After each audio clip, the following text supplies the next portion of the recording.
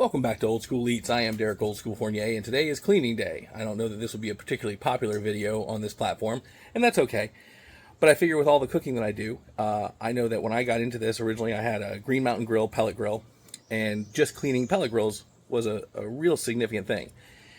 In the Meat Palace, which is the outdoor cooking space, thanks to one of our viewers giving it a name, I actually have a number of different pieces of cookware that need to be maintained and cleaned. And today is one of those cataclysmic cleaning days. I'm going to take you through that from beginning to end. Maybe it'll be useful for you, maybe it won't, but it'll at least show you some behind the scenes. Let's get to it. As I mentioned before, I'm down here in Florida, just outside of Tampa, so we've got a ton of pollen and oak leaves coming down. You can see the pergola gives us a bunch of cover, but I've blown the leaves out. But these are the implements I'm going to be cleaning today. My Meyer Mixon G20.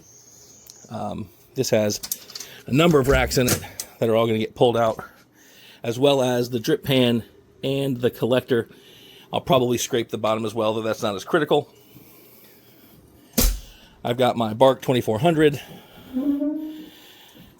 which will get all of its trays pulled out, and we'll get a clean and a vacuum from the pellet dust that occurs. I'll give a close-up of that. And then my Coyote S-Class, which I absolutely love, but I've got to get these briquettes taken off, these trays taken off. And then it has this drip tray as well, which collects stuff that gets through those two other layers. So I always clean it when I clean the rest of it. So they're going to be disassembled, taken around front, and cleaned. This is the inside of the Bark 2400. It's not dissimilar from other pellet cookers. You've got your pellet hopper over here on the side with the auger that runs underneath. One thing I've mentioned in some of my videos is it has the two stacks out the back. As you can see, it's very well seasoned. It has a deflector plate I covered with aluminum foil to try and limit the number of times I have to go through this process and to take good care of it. But as you can see, I've done quite a bit of cooking here. So we have another heat deflector, which is sturdy. And these things, they don't really require the amount of time that we put them through, but I like to do it anyway. There's your actual burn pot, and here's all of the sort of ash and dust. Now I'm going to vacuum all of this, clean this all up, though there's really not much grease collection, which is great. Here's the grease drip tray, which is in terrific shape. So all in all, this looks great and seasoned, but I'll take all the indoor parts, pressure wash them, and clean them, and they'll come back out. This particular pellet cooker has a priming function. As you can see, there are pellets sitting right there, so I don't have to put a handful of pellets in this pot. Some do, mine doesn't. Here's my Coyote. This is pretty standard for a gas grill. You got your grates. In this particular one, they are heavy, so don't pretend you're going to be able to debo a lot of them. But here are the deflector briquettes, so I'm going to take those off as well. I'm going to load these all in this little wheelbarrow thing I've got, and I bring them around front. But I did a brisket burger attempt, and as you can see, I've got a lot of crap in there that I don't think is just going to burn off, so I'm going to give them a good cleaning. Here you see my little cart loaded up. It'll take about 3 runs to lay these out on the patio. I'll lay them out on the patio, pressure wash the hell out of them, spray Dawn on them, let that soak in a bit, pressure wash the hell out of them, flip them, and then put them back. This is the inside of my G20. You see I've got my ambient probe that comes in the back, tucked up over in the corner. I have an extra rack over here. They're stainless, laser cut, I believe. They're lightweight, but incredibly sturdy. But this is the water pan at the bottom, which is gross. So we're going to take that out. We're going to get that a cleaning. This is a heat deflector, which I don't believe you actually need to run if you're running the water pan, but I always do. And then this is sort of what I'll call the chimney. It redirects the heat in from the chamber over there. So that's the inside. So I'm going to clean all these guys up. I'll also go into the actual chamber and clean out the ash. But that's easy. I do that every cook.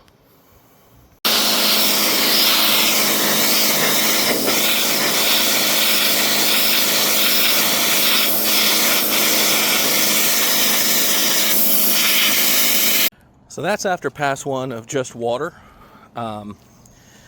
Full disclosure, this is all just water from the pressure washer, with the exception of the drip pan, which I used my putty knife to give a good scrape to. There's the crud that came off the bottom of it. Again, no food ever touches that. That's really just a water pan, but when grease drips down into it, it'll get caked up. So I scraped it out pretty good. Now, I'm going to let these drip for a while, and go vacuum out the pellet cooker, flip, water, and I don't know that I'll even use Dawn this time. After they dry, I'll give them a coating of cooking spray when I put them back in, and then we'll be good to go. Here we are beforehand. I'm just using a shop vac that I dedicate to cleaning the cooking areas, not to make a mess everywhere else. I'm gonna give it a vacuum, and then we'll show you afterwards. As you can see, a significant difference. And like I said, you could probably get in here and clean this better than that, but I don't really think it needs to be. The inside of this is seasoned really well. You'll see the pot is empty. Normally, like on my GMG, I would put a handful of pellets there. They tell you not to do that with this one because it's got the priming function. I don't know that it really would cause a problem, but I don't do it. This is the ash tray. It collects the ashes coming down from the charcoal chute, which is above, right here. Charcoal burns down, hits the wood. Wood smolders, creates smoke, goes into the chamber via the tube I showed you earlier. I don't do a serious clean, I just do a dump of this and wipe it down. I've now flipped everything over. Florida is not cooperating with sun today, so I won't get much of a sun dry. We've got overcast weather, but that'll be okay. We've got them flipped over, and yes, I know you don't cook on this side, so why am I cleaning it? Well, because I'm an asshole. So I flipped everything over, I'm gonna give it another pressure wash, and I honestly don't think I'm gonna need to do anything other than that. Let it dry, and then reassemble. So my makeshift drying area with my gym fan and whatever sun we've got is doing its work. I just went out and took all of the things that were not stainless and gave them a coating of oil. I'm letting that soak in. I'm about to bring these guys back, and then we'll reassemble everything, and I'll show you a picture afterwards. All right, the briquettes look much better now. I probably owe you all an explanation of the brisket burger debacle. I used my brisket trimmings to make burgers, but I did not quite eyeball the fat percentage, and so they were too fatty, and I did not let them set in the refrigerator long enough to actually allow the proteins to bind, as Bradley Robinson tells us to. And so when I put them on my grill, I had to melt through the grates because I'm an idiot. I was able to save the rest of them and cook them in pans, but that left a tremendous amount of goo everywhere that turned into carbon over time, but I wanted to give a good cleaning too. But now, while they do have dark spots, that's not a problem. They are heat diffusers. That's how they're supposed to work. And now I feel much better about my gas grill. All right, a quick note. I realized I should mention this when I was carrying this back in.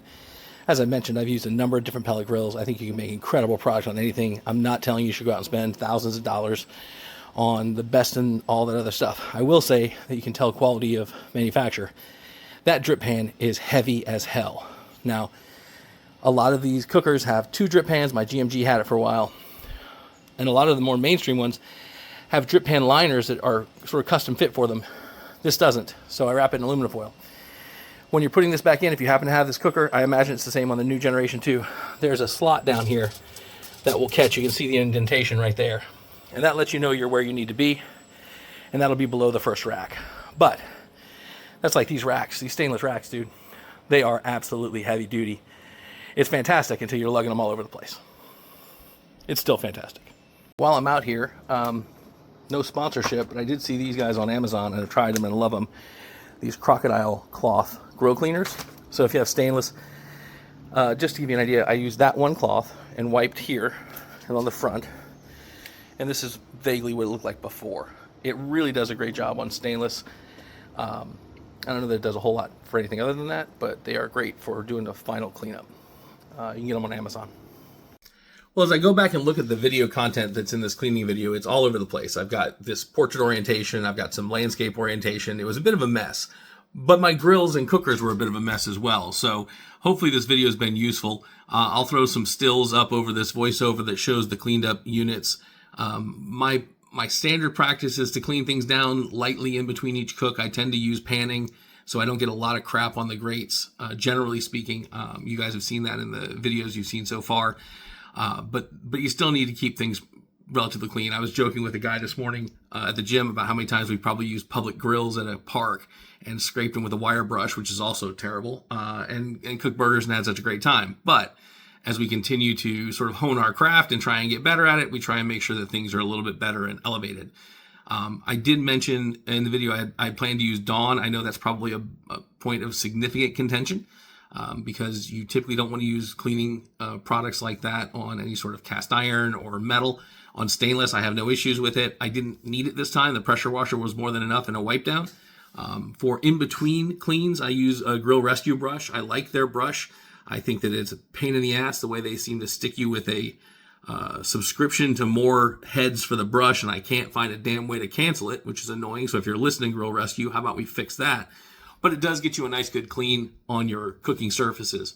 For me, I don't know whether it's hours of cook time, but if it were, it's probably somewhere around, I don't know, 40 or 50 hours of cook time. But I try and give a really good, solid, clean things out cook on both of these cookers. And I've mentioned, I think in passing, I tend to do more pork on the Bark and more beef on the G20. But I did get some oak pellets, and I'm going to try and run a brisket cook, because that's, I think, brisket or beef ribs are a great test for smoky flavor on either one of these. So I'm going to try and do that on the Bark and see what's going on, because obviously it's super convenient to be able to use the pellet cooker. Not that it's inconvenient to use the gravity feed. It's just a little bit different, takes a little bit more control. So hopefully you found this video useful. Hopefully you're finding my videos useful in general. I want to thank everyone who subscribed. We hit 100 subscribers this month, which was super exciting, since I figured I'd be at about 7. So it's been a lot of fun making these videos. I'm going to keep doing it. And making the videos that I think I would have found useful. I watched countless videos on cleaning my pellet cookers in the past. There's not a whole lot of magic to it. I know that now, looking at the video, I could have given it a wipe down so it looked nice and pristine and clean, but I just don't think that's how most of us use our stuff. I gave it a good vacuuming out and a clean, and it's going to work just fine. If you guys have other ideas, ways you clean that are better, I'd love to hear from you. And next up, we'll do some more cooking. So thanks for watching.